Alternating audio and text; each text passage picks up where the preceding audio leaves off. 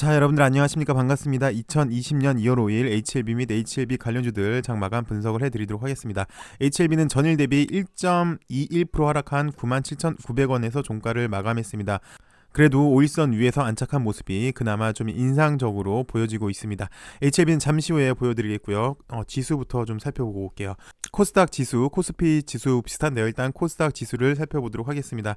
3일 동안 이렇게 가파르게 상승을 해줬어요. 이렇게 전형적인 V자가 맞죠. 중국 우한 폐렴 코로나 바이러스 때문에 이렇게 급하게 하락을 했다가 이렇게 급하게 올리는 전형적인 V자 패턴이 이렇게 나와줬어요. 그런데 이렇게 V자 패턴 나왔던 딱 요 무렵에서 일단 단기 저항을 맞고 있는 모습은 맞고요. 그 와중에 일단 가장 지금 시장에서는 민감하게 반응하고 있는 게 중국 우한 신종 코로나 바이러스잖아요. 뉴스를 좀 살펴보니까 일단 우리나라에서 2명이 확진자가 더 증가를 했습니다. 그래서 총 18명의 확진자가 있고요. 그다음에 태국에서도 6명이 확진이 됐더라. 그리고 중국에서는 오늘만 60명의 사망자가 나왔더라라는 얘기가 나왔는데, 매번 말씀드리지만 증가율, 확진자 증가 속도가 꺾이는 시점이 아마 바닥이지 않을까라고 얘기를 드리고 있는데, 어느 정도 시장에서는 이제 인식을 좀 한 것 같아요. 일단 중국 시장이 오늘 좀 괜찮았어요. 그래서 우리나라 시장도 오늘 갭상승을 해서 나름 보합권에서 끝났죠. 보합권에서 끝났는데 아직도 저 개인적으로 그렇게 생각을 해요. 여기 이번 주랑 최대 고비가 이번 주랑 다음 주까지일 것 같으니까 잠시만 좀 더 얕게 좀 하셔야 될 것 같아요. 지금 공격적으로 하시는 것보다는 좀 얕게 하시는 거 좋을 것 같고, 지수도 지금 단기 물론 제자 이렇게 상방으로 갈 수는 있지만 여기 단기 저항에 있기 때문에 하루 이틀 정도는 좀 더 쉬었다 갈 수도 있을 것 같습니다.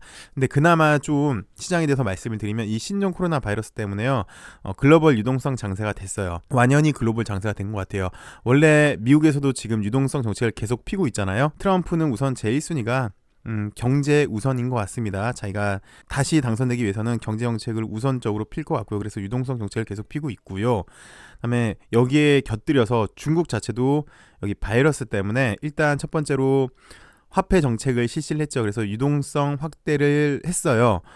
플러스 이제 경기가 하방으로 빠질 걸 대비해서 다음 달에 양회가 준비되어 있는데 아마 양회에서도 고강도 경제 정책을 내세우지 않을까 싶습니다. 그래서 전형적인 재정 정책이 있겠죠. 매번 드리는 세제 혜택 또는 보조금 혜택이 있을 텐데, GDP 성장 둔화를 방지할 대책, 이를테면 부가세 감면, 개인소득세 감면 예상이 돼서 결론은 아무래도 G2라고 하죠. 미국도 유동성, 중국도 유동성 해서 글로벌 유동성 장세가 될 듯 합니다. 그래서 이번 주 다음 주 정도만 지나면 이 유동성 장세의 효과도 대한민국 시장도 받지 않을까 좀 조심스럽게 예측이 돼요. 그래서 시장은 좀 좋을 걸로 예상이 됩니다. 유동성 장세이기 때문에요. 그리고 우리나라도 대책을 내놓았어요. 그래서 코로나 대응에 신속하게 대응하기 위해서 3조 4천억 가량의 자금을 긴급하게 사용할 수 있도록 하겠다라는 발표를 했는데, 이것도 역시 좋은 소식인 것 같습니다. 이제 HLB에 대해서 살펴보도록 하겠습니다. HLB는 분석을 많이 해드렸으니까 일단 가장 중요한 거는요, 여기 박스권을 일단 좀 돌파를 해줘야 돼요. 이거 돌파하기 전까지는 기술적 분석상 그렇게 큰 의미는 없는 것 같고, 그 와중에 박스도 약간 두 가지로 이렇게 구분할 수가 있어요.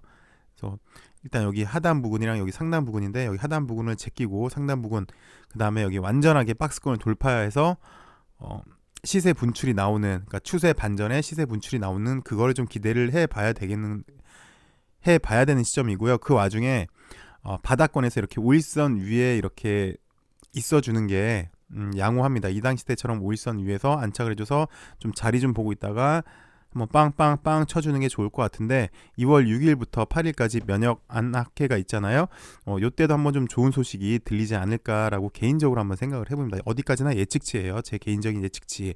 캄렐리 주마비 있죠. 일단 LB가 지금 병용 임상으로 하고 있는 것 중에 대표적인 면역 항암제가 캄렐리 주마비 있죠. 간암 1차 치료제로. 그래서 어저께 한번 말씀을 캄렐리 주마비에 대해서 좀 자세하게 좀 살펴봤는데요.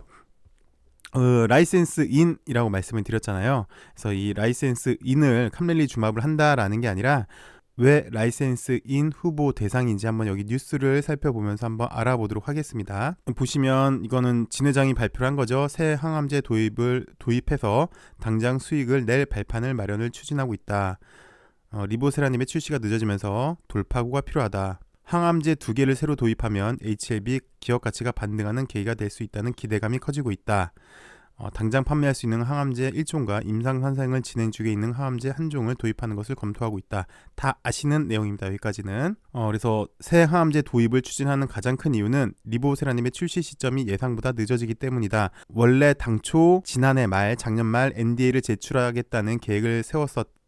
하지만 지연되면서 일정이 지연됐다. 이렇게 되면 올해 4월 NDA 허가 신청서를 제출해 2020년 4분기 최종 판매 허가를 받을 수 있을 것으로 전망하고 있다. 전망. 그냥 정확히 이것도 확정된 건 아니에요. 그냥 전망하고 있다라고 여기 얘기를 했잖아요. 올해가 3월이 될지 4월이 될지 모르겠지만 어쨌든 4월에 NDA를 제출해서 그러면 여기 4분기 정도가 10월, 11월, 12월 정도 될 수 있다라고 전망하고 있는데 요즘 추세는 빠르면 2달 만에 되는 경우도 있긴 있어요.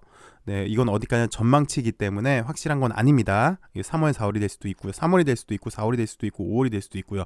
회사에서는 아직 확정치는 발표를 안 했어요. 뉴스 그대로 항암제 도입하는 이유에 대해서 말해주는 거예요. 이렇게 되면 보수적으로 보면 내년이죠. 내년에 리보세라닙의 상용화가 가능할 것으로 보인다라고 얘기를 했고 그 다음에 LB가 판권을 도입할 가능성이 높은 임상 3상 항암제로 항서제약의 캄렐리주맙이 꼽히고 있다. 하겠다라는 얘기가 아니라 그러지 않을까 꼽히고 있다라는 이것도 추측치죠. 그래서 어저께 내일 모레부터 면역암 학회도 있고 해서 또 시장에서는 이렇게 예측하는 분위기도 있고 해서 캄렐리주맙 플러스 우리 간암 1차 치료제로 지금 병용 임상 콤보를 하고 있잖아요. 그래서 어저께 캄렐리주맙에 대해서 한번 살펴본 거였습니다. 일단 예측을 하고 있는데 이 예측에 대해서 그러면은 임상 3상을 하고 있는 게 캄렐리주맙을 갖고 온다는 거야? 여기에 대해서는 저는 모르죠.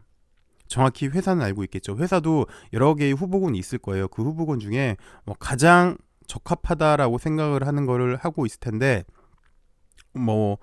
캄렐리주맙일 것이다라고 예측하는 사람들은 일반적으로 미국 FDA 허가 받을 때 중국은 별로 신뢰를 잘 안 하더라. 그래서 엘레베가 갖고 오면은 엘레바는 미국 회사니까 아마 신뢰도가 좀 더 높지 않을까. 그래서 여기를 라이센스 인 할 가능성이 높다라고 생각을 하는 것 같고요. 그다음에 반론 쪽은 캄렐리주맙일 리가 없지. 항서제약에서도 여태까지 글로벌 임상 3상까지 왔고 여태까지 들어간 돈이 얼마고 그리고 앞으로 시장이 훨씬 더 커지는데 지금 에로를 하겠다고? 했으면은 이미 했었어야지. 항서제약이 과연 이걸 포기를 할까? 라는 의견이 있는 것 같아요. 네, 최종적인 거는 이제 회사가 알겠죠. 회사가 결정을 하겠죠. 그냥 지금은 이런 예측치가 있습니다. 캄렐리가 꼽히고 있다라는 것만 우리가 그냥 인지를 하면 될 것 같아요. 그래서 결론적으로 마지막 LB 관계자는 올해 안에 항암제 2개를 도입하는 방향으로 논의를 진행하고 있다며 다만 구체적 물질이나 계약 내용에 대한 것은 밝히기 어렵다라고 말했습니다. 자, 좀 전에 말했던 것처럼 아직 확정된 건 없습니다. 그냥 이것도 예측치입니다 라고 얘기를 하는 것 같아요.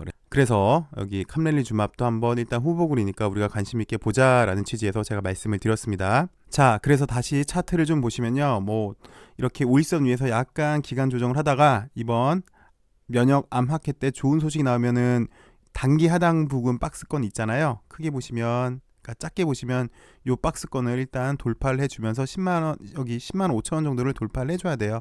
그러면 다시 박스권 상당 부분에 갈 수 있거든요. 그때 한번 또 좋은 소식으로 뻥 치고 올라가길 한번 기대해 보도록 하겠습니다.